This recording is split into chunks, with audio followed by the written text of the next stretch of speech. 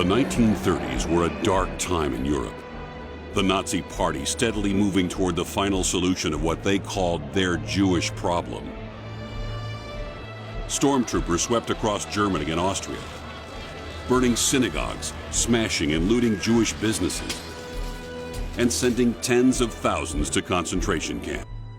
I still have nightmares to this day. Jewish families quit their jobs, packed up their belongings, and fled for their lives. Many, even most, found there was nowhere to go. Nation after nation closed their borders. On the other side of the world, however, one nation opened its doors.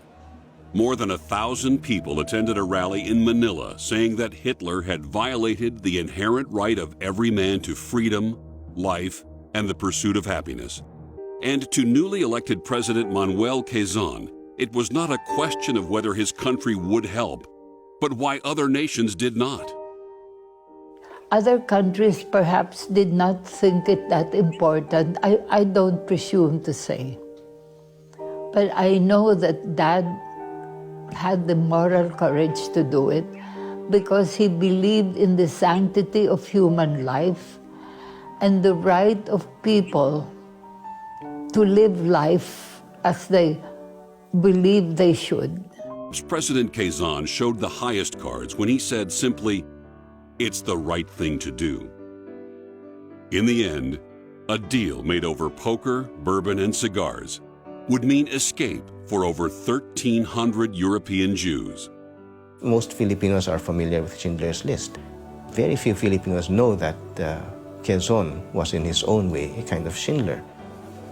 Saying that the Filipinos would be glad that when the time of need came, their country was willing to extend a hand of welcome, Quezon opened his country and even a portion of Marikina, his private estate, to the desperate refugees. And the second mail, we got an announcement, a letter that said you've been accepted for a position in the Philippines. We went to the Philippines because it was the only place that gave us a visa. We were the last train out of Berlin. They closed the border. We were able to go to the Philippines and escape that. At that time, we were really free. Manuel Quezon died before his country was liberated, but the link to Jewish freedom was not forgotten. In 1947, the Philippines was the only country in Asia to vote for the partitioning of Palestine, leading to the creation of the State of Israel.